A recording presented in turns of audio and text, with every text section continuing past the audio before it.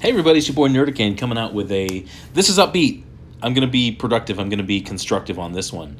Um, well, actually, that was a dumb thing to say. I'm about to talk about some negative stuff. But first, if you're watching this, please hit a like. Please hit a subscribe. I am 918 people away from subscribers away from having 1,000, so I'm almost there.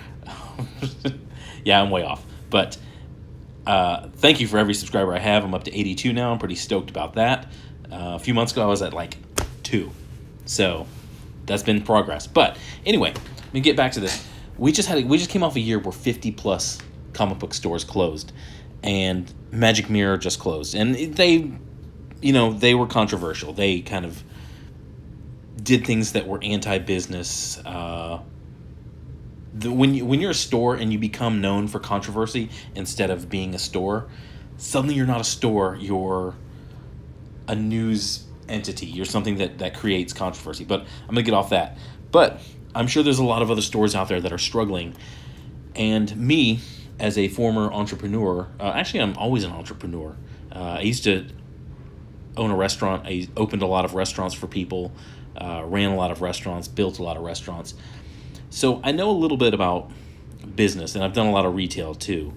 So I'm going to lay it out. These are my 3 little ideas that I had. If you're a struggling comic shop,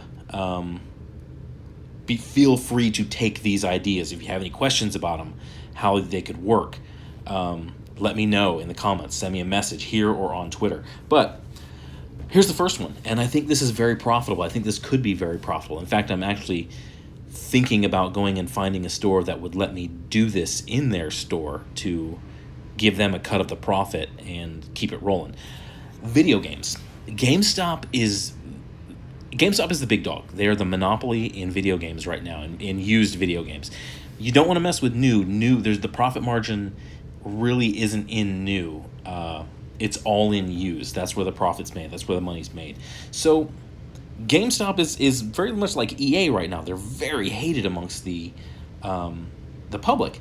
I used to work for GameStop. I know the things that they do wrong, and they deserve it. They deserve all the hatred that they get because it's a terrible company. They treat their people like garbage, and they treat their customers like garbage too. But used games right now, GameStop needs a rival. The public wants somebody else to take their games to and to buy used games from. These used games can be very profitable. So getting into games, it's a little scary, yes. There's 2 things. Whenever I suggest this to people, they say, the first thing they say is, I can't remember. First thing they say is, okay, I don't know what to charge. It's easy. Charging what to charge is, or what to price these things at, and what to give in trading credit. It's all on the internet. GameStop has a website, and you can check to see. Just do what GameStop is doing. GameStop takes a huge cut. So you take that trade-in price, the amount you give, the credit you give.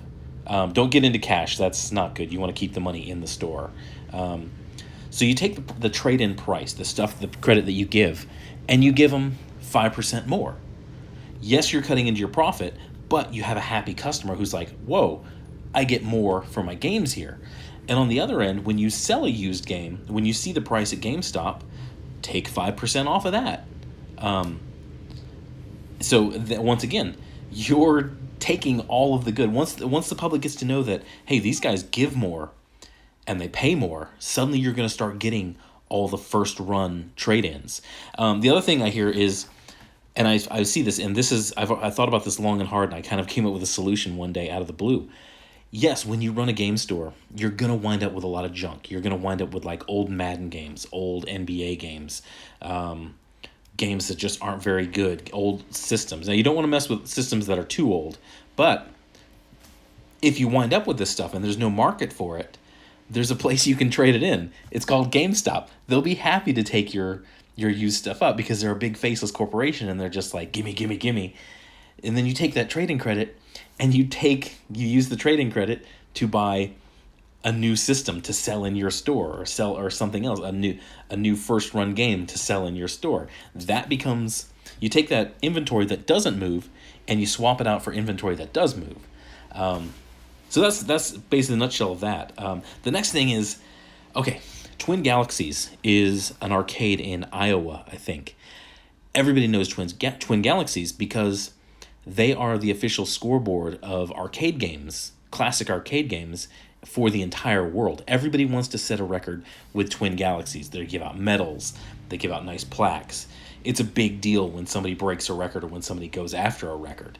Now, I'm not saying you have to be, and this is along the lines of gaming, I'm not saying you have to be Twin Galaxies for the world. You just have to be Twin Galaxies for your city, for your town.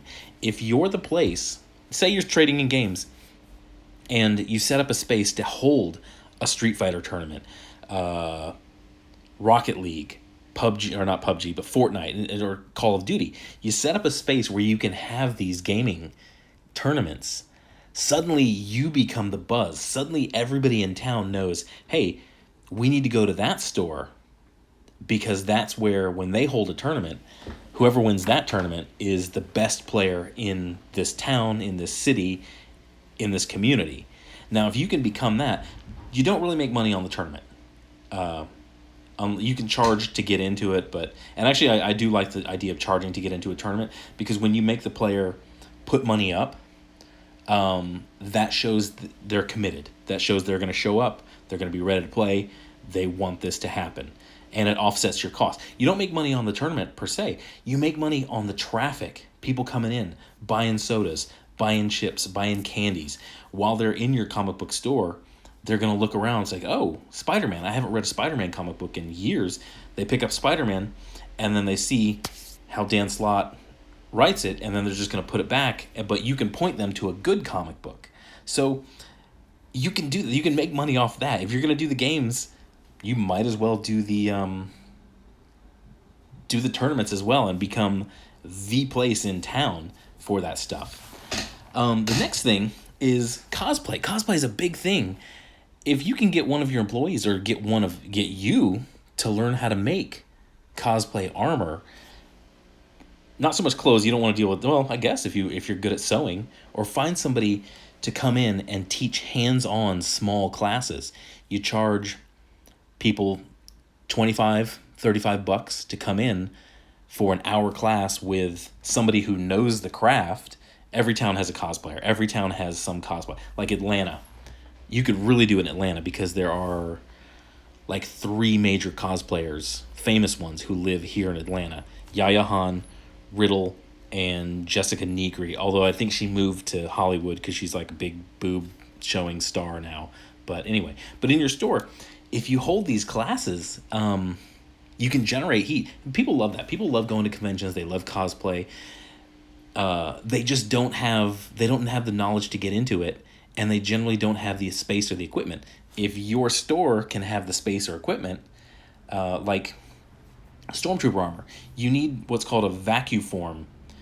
To look it up, it's kind of a weird thing. To make proper Stormtrooper armor, you need a vacuum form. If your store has a vacuum form, and you have somebody working there who knows how to operate the vacuum form, suddenly everybody who wants to have Stormtrooper armor is coming to your store, renting your equipment and your expertise to use it.